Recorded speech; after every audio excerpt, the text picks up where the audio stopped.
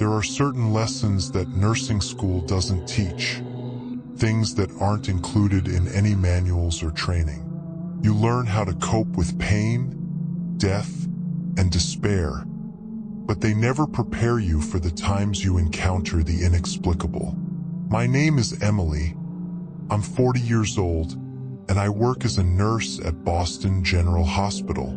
Over the years at this hospital, I've realized that not everything can be explained through logic. There are phenomena that transcend this world but somehow manage to breach the invisible barrier between reality and the unknown. What I'm about to share happened during my early years in the hospital. Back then, I was young, full of enthusiasm, and believed my role was solely about saving lives and easing suffering. However, my outlook changed drastically after experiencing something I couldn't put into words. An encounter that forced me to reevaluate everything I thought I knew. During that time, I was assigned to the night shift, which meant long hours in quiet hallways, the constant beeping of monitors, and the occasional call from a patient needing assistance. There was something unsettling about the night shifts, as if the hospital took on a different, darker atmosphere. I kept telling myself it was just the fatigue playing tricks on me, but slowly, I started to notice things I couldn't overlook. I remember the first time I saw her. It was an unusually calm night, one of those rare instances when everything seemed under control. As I walked down the third-floor corridor to check that all was well, I spotted a woman at the end of the hall. She wore a gray nurse's uniform that seemed to belong to a different time, and her white cap was perfectly in place. Her posture was straight, almost rigid, and she appeared to be inspecting the rooms, pausing briefly at each door before moving on. I thought she might be a new colleague who had come over from another hospital and was wearing an outdated uniform for some reason. I didn't think much of it and approached her to say hello, but just as I reached where I had seen her, she was gone and I glanced around, wondering if she had slipped into a room. But all the doors were shut, and there were no indications of anyone else being there. In the following nights, I began to encounter her more often, always at the far end of the hallway, moving silently with the same composed and professional demeanor. She never seemed to acknowledge my presence. Oddly enough, each time she appeared, something unfortunate happened soon after. The first time, a patient who had shown signs of recovery suddenly relapsed and passed away. The second instance involved a coworker who had an accident in the medication room. A shelf full of bottles came crashing down on her for no apparent reason. A pattern was forming that I couldn't overlook. One night, while wrapping up care for a patient in the internal medicine section, I chose to speak with one of the veteran doctors about the occurrences without revealing too much detail. I simply asked if he had ever noticed anything unusual during the night shift. His reaction was disconcerting. His usually calm demeanor shifted, as though he recalled something he wished to forget. He didn't share much, but his parting words haunted me. "Don't tamper with what you don't comprehend." Days later, during a casual chat with a more seasoned colleague, I jokingly mentioned the nurse in gray.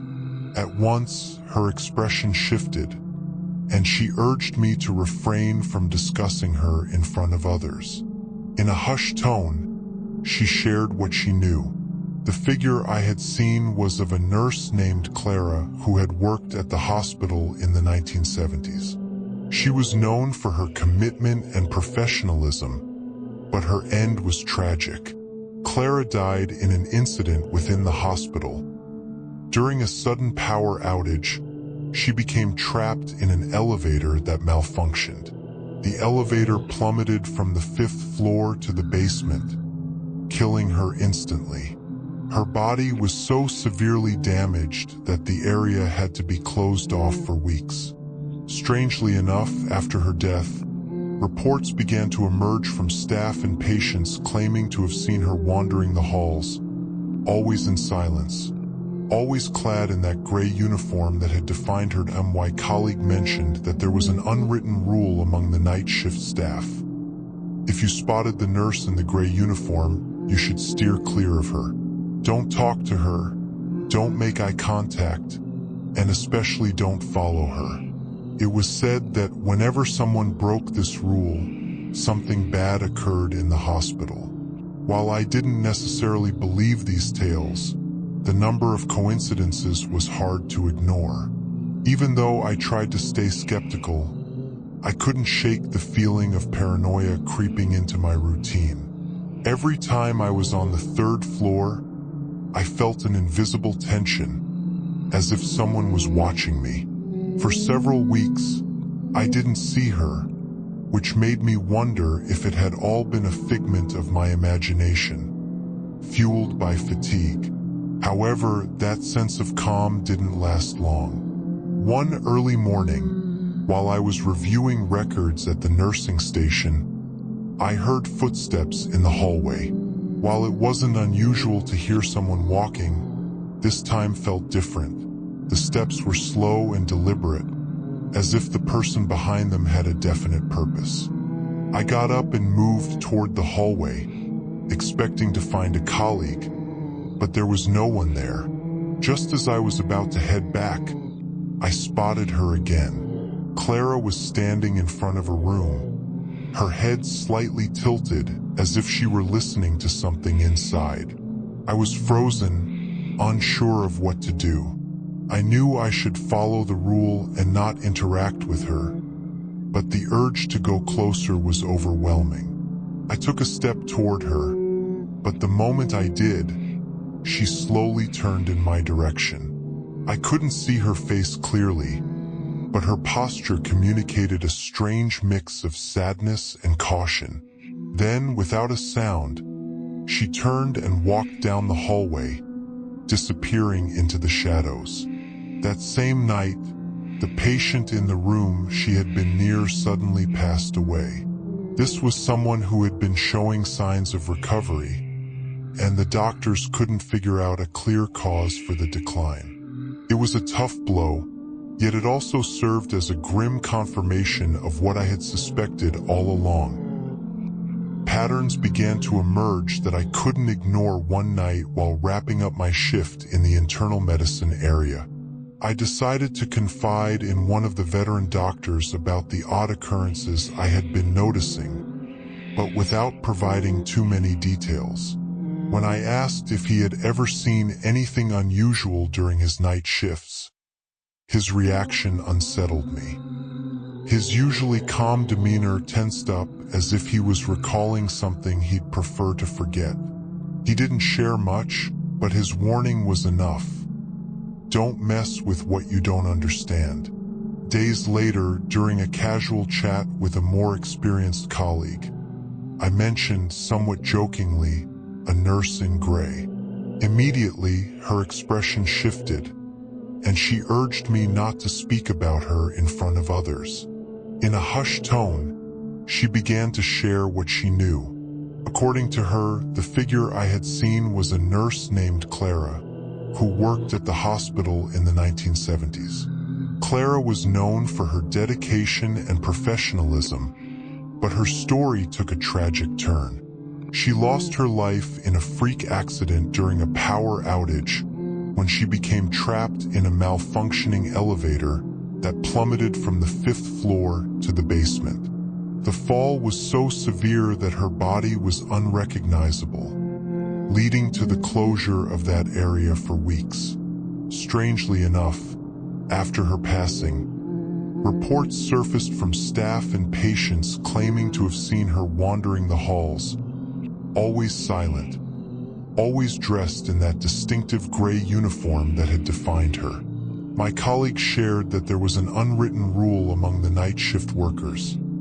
If you saw the nurse in gray, you were to avoid any interaction. Do not talk to her, Do not make direct eye contact, and especially do not follow her. It was said that breaking this rule brought bad luck in the hospital. Though I tried to remain skeptical, I couldn't shake off the unsettling feeling that lingered every time I worked on the third floor, as if something unseen was watching me. For several weeks, I didn't encounter her, which made me wonder if it had all been a fatigue-induced illusion. However, that calm wouldn't last. One early morning, while reviewing records at the nursing station, I heard footsteps in the hallway.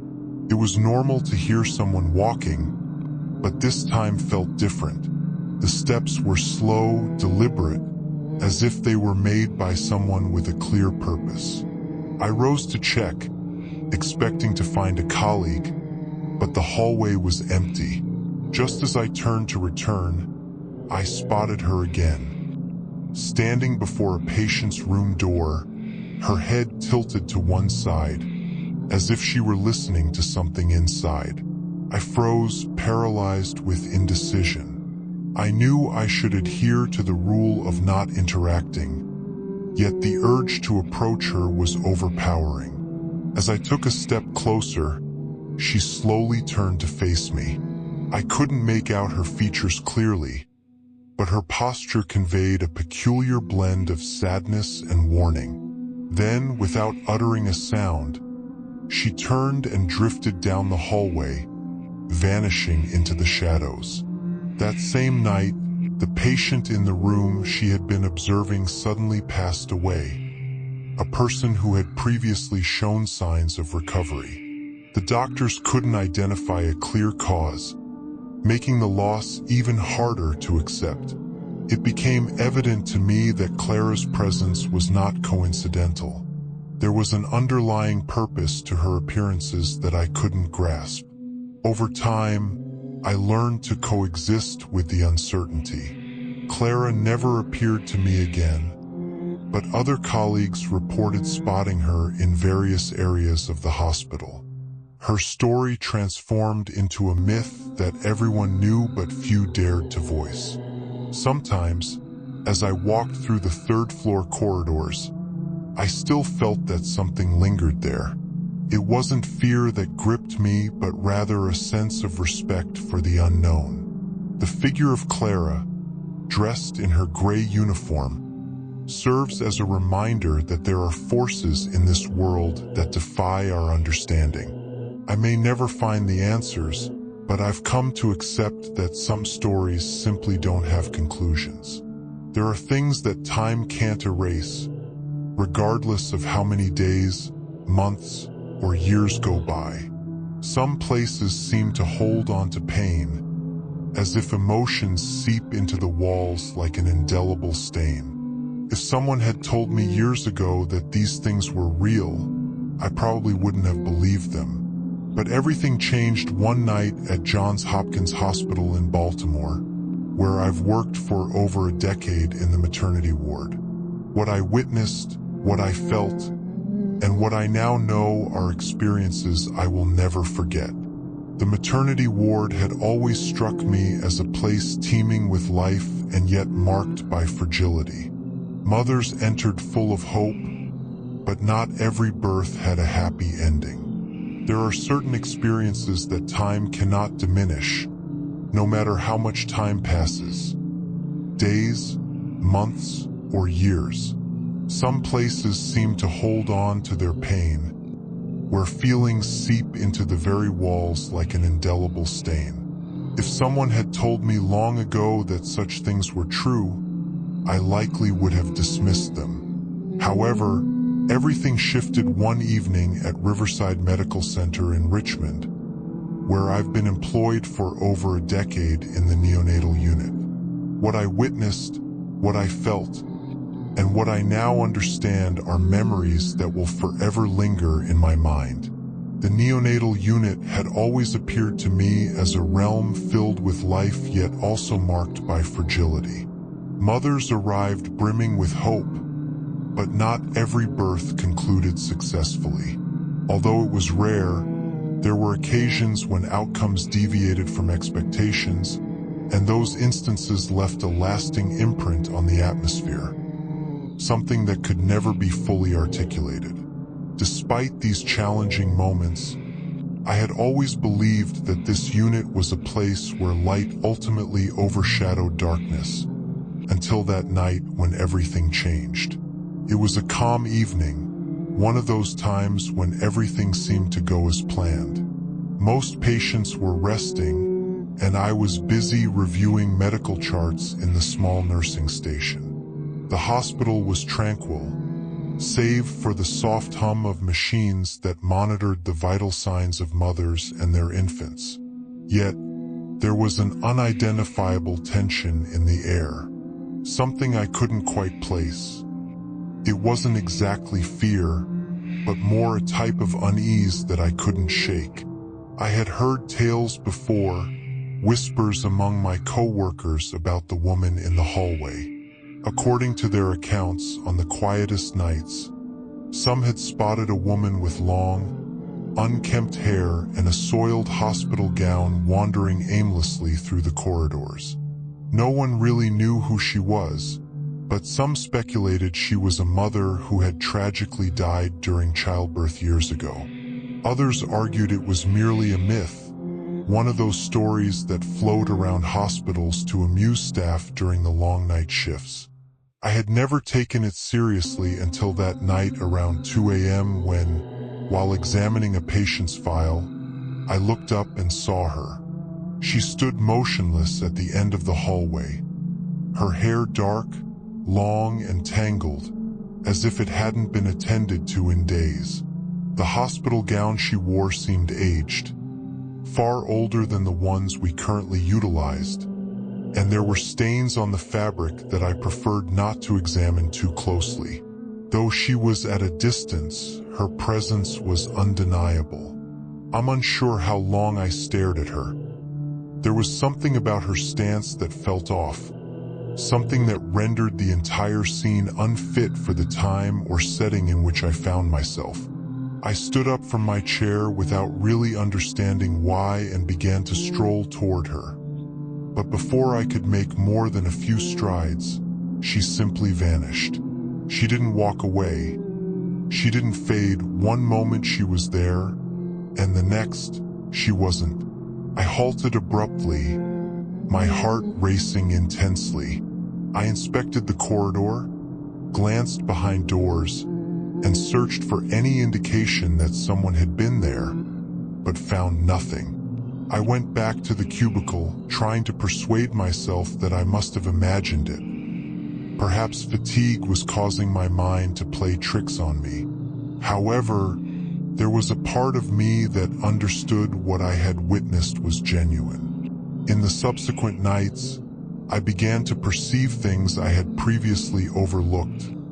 Small details that lacked explanation. The hallway lights flickered sporadically, always in the same spot where I had seen the woman. Some patients complained of a sensation that someone was watching them as they slept, and even a colleague relayed experiencing what sounded like a distant low cry, as if it were coming from far away. Everything culminated in a night that will forever be etched in my memory. It was just after midnight, and I was monitoring the incubators for newborns. Everything seemed fine, and the atmosphere was so still that I could nearly hear my own breathing. Suddenly, I sensed a shift in the environment. Something almost subtle yet unmistakable, as if the very air had grown heavier and denser. I turned my gaze toward the hallway, and once again she was there, but this time closer, close enough to notice details I had missed before. Her skin had a grayish, almost unhealthy hue, and her arms hung rigidly by her sides, as if she were unsure how to use them. Her head was slightly bowed, yet I felt she was staring directly at me. I was frozen in place, as if something had bound me there. The woman began to move, slowly approaching me, her footsteps silent, yet her movements seemed oddly deliberate. When she was just a few meters away, She paused for a moment. Silence reigned. Then she turned her head towards the maternity ward, where mothers rested beside their infants, and remained fixated on that direction. After that incident, I could no longer ignore what was unfolding. I started to look into it, asking the elder staff members about the maternity ward's history. At first, no one wanted to share anything, but eventually, a seasoned nurse revealed the truth. Years ago, a young mother was admitted to the hospital to give birth. It was her first baby. Although everything seemed fine initially, complications arose during the delivery, resulting in the baby being stillborn and the mother succumbing to a subsequent hemorrhage. They say her final wish was to see her child, but she never had the chance to hold him. Since that incident, tales began to spread about a woman who roams the halls in search of her lost baby.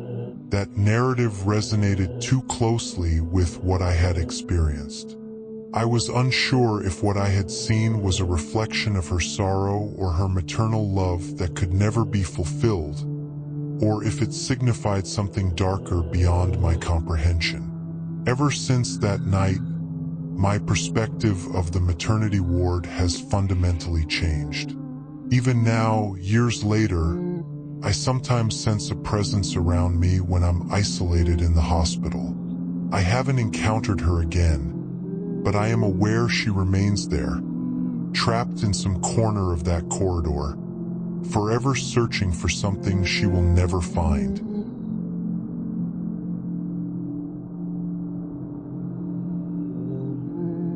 I don't know if you've ever experienced that feeling when something seems completely out of place, as if logic and reality have cracked in a specific moment. I first felt it when I listened to a particular song, a melody that, despite its sweetness, carried an unsettling weight that lingered long after it ended.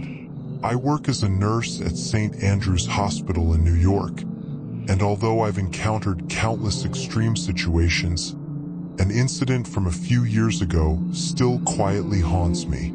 Room 12 in the maternity ward had always been just another ordinary room where women in labor and those who had recently given birth were cared for. There was nothing that set it apart from the others until a case occurred that changed everything for the staff. One night, a woman was rushed to the emergency room with severe complications during her pregnancy. Despite our best efforts to stabilize her, her condition quickly worsened, and we were unable to save her. It was one of those moments that creates an emptiness, a feeling of helplessness that's hard to articulate. However, the most peculiar aspect was the baby she left behind. We managed to save the newborn, but something about the child felt off. It wasn't anything we could visually identify. There was an absence of something.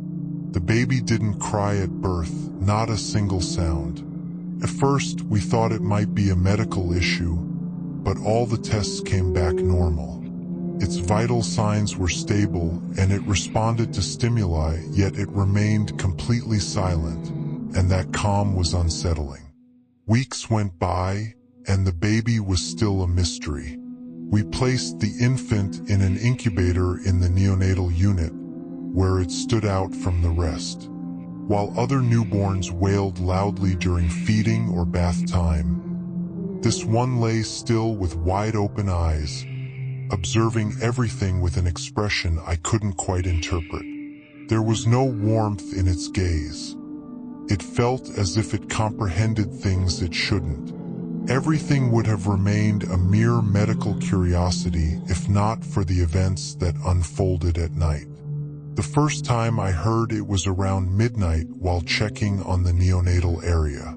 The hospital was quiet, filled only with the soft hum of monitors and the distant whispers of nurses. As I passed room 12, which had been vacant for weeks since the mother's passing, I felt it. A lullaby sung by a voice that seemed to come from nowhere yet filled the air with clarity. I paused, thinking perhaps a radio was left on or a staff member was humming unconsciously. When I entered the room, I found it empty. The bed perfectly made, lights off, and no signs of anyone being there. But the song continued, a gentle chant lingering in the atmosphere. It was impossible to ignore. The sound was clear, a sweet feminine voice laced with an undefinable quality. I quickly shut the door and returned to the neonatal unit. In the following days, several colleagues mentioned the same phenomenon. Some began to avoid room 12, claiming it gave them an inexplicable discomfort. Others, particularly the cleaning staff, reported hearing the same lullaby while performing their duties in the hallways. We initially convinced ourselves it was just fatigue playing tricks on us, but the coincidences began to pile up. The most unsettling incident happened one early morning during my shift. After checking on the newborns and finishing my notes, I noticed that the incubator housing the peculiar baby was empty. My heart sank. It was impossible for someone to have moved the child without my knowledge. I frantically searched the other cribs but found nothing. I rushed to the monitors, looking for any alarm, but there was no sign that the baby had left the neonatal unit. After a more thorough check, something prompted me to look toward the hallway. Room 12 was just down the corridor with its door slightly ajar. I don't recall running, but when I arrived, I saw something that made me question my sanity. The hospital crib was right in the middle of the room with the baby inside, completely still. The room appeared normal, but the air felt dense and strange. I picked the baby up and took it back to the unit, unable to grasp how it had ended up there. No one else had entered the neonatal area, and later reviews of the security footage showed nothing unusual. That was the first time, but it wouldn't be the last. Over the next few weeks, the baby was found in room 12 multiple times, always in the same crib, as if something or someone were intentionally taking it there.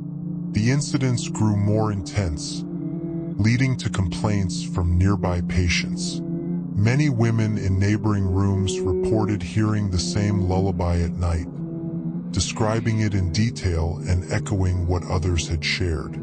Some even requested a transfer to other floors, unable to tolerate that unexplainable presence any longer. The hospital administration began to take notice. I'm not sure if you've ever experienced a moment where everything feels out of place, as though logic and reality have frayed at the edges. I first felt this overwhelming unease when I encountered a particular melody, a seemingly sweet tune that carried an unsettling weight, lingering long after the notes faded. I work as a nurse at St. Luke's Medical Center in Chicago, and although I've seen my share of intense situations, an incident from a few years back still echoes in my mind. Room 14 in the maternity wing had always been an ordinary space, dedicated to women in labor and those recovering after childbirth. Nothing set this room apart from the others, until a case occurred that changed everything for us. One night, a woman arrived in critical condition due to severe complications during her pregnancy. Despite our relentless efforts to stabilize her, her health rapidly declined, and we were unable to save her. This moment left an aching void, a feeling of helplessness that's hard to articulate. However, the most perplexing aspect wasn't her passing, but the baby she left behind. We were able to save the infant, but there was something distinctly unusual about her. It wasn't anything we could see. There were no physical signs pointing to a problem. Instead, it was like a presence of absence. The baby didn't cry at birth, not once. Initially, we suspected a medical issue, yet all tests returned normal. Her vital signs were stable, and she responded to stimuli, but she remained utterly silent. This relentless calm was unsettling. Weeks passed, and the baby grew into an enigma.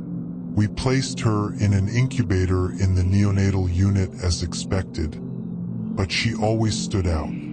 While other newborns cried loudly during feedings or baths, she lay still, her eyes wide open, observing everything with a look I could never quite decipher. There was no warmth in her gaze, a contrast to the usual tenderness we expect from infants, as if she understood things far beyond her years. The situation would have remained a simple medical curiosity if it weren't for the eerie occurrences that began at night.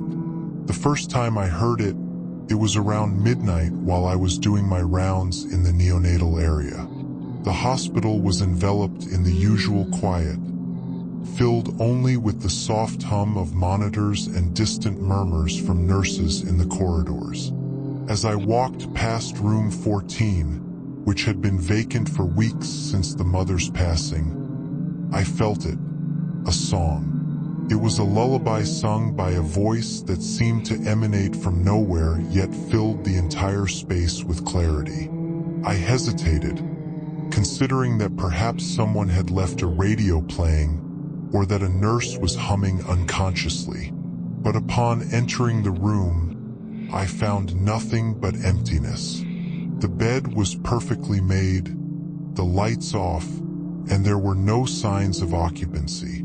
Yet the song persisted, a haunting melody carried by a gentle feminine voice that was burdened with an indescribable weight. I quickly left and returned to the neonatal area. In the following days, several colleagues mentioned the same phenomenon. Some began to avoid passing room 14, claiming it induced an inexplicable discomfort. Even the cleaning staff reported hearing that same lullaby while working in the hallways. No one could explain its origin or who was behind it. Initially, we dismissed it as mere coincidence, a trick of our tired minds, but the occurrences became too frequent to ignore. One early morning during my shift, after checking on the newborns and taking notes, I was struck with panic when I noticed that the baby's incubator was empty. My heart raced. It was impossible for someone to have moved her without my knowledge. In a frantic search, I checked other cribs, but she was nowhere to be found. Rushing to the monitors, I looked for any alert signals, yet nothing indicated that the baby had left the neonatal unit. After a calming moment of recollection, I was drawn toward the hallway. Room 14 was just down the corridor with its door slightly ajar. Although I can't recall running there, I arrived to witness something that nearly shattered my grasp on reality. The hospital crib was positioned in the center of the room, the baby lying inside, perfectly still. The room appeared normal, yet the air felt strangely heavy. I took her back to the unit, bewildered by how she had ended up there. No one else had entered the neonatal area, and security footage reviewed later showed nothing amiss. This was just the beginning. Over the subsequent weeks, the baby was repeatedly found in room 14, always in the same crib, as if something or someone was purposefully placing her there.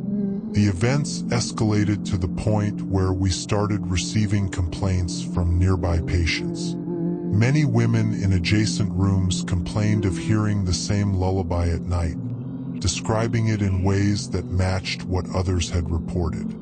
Some even requested transfers to different floors, unable to withstand the strange presence. The hospital administration took notice,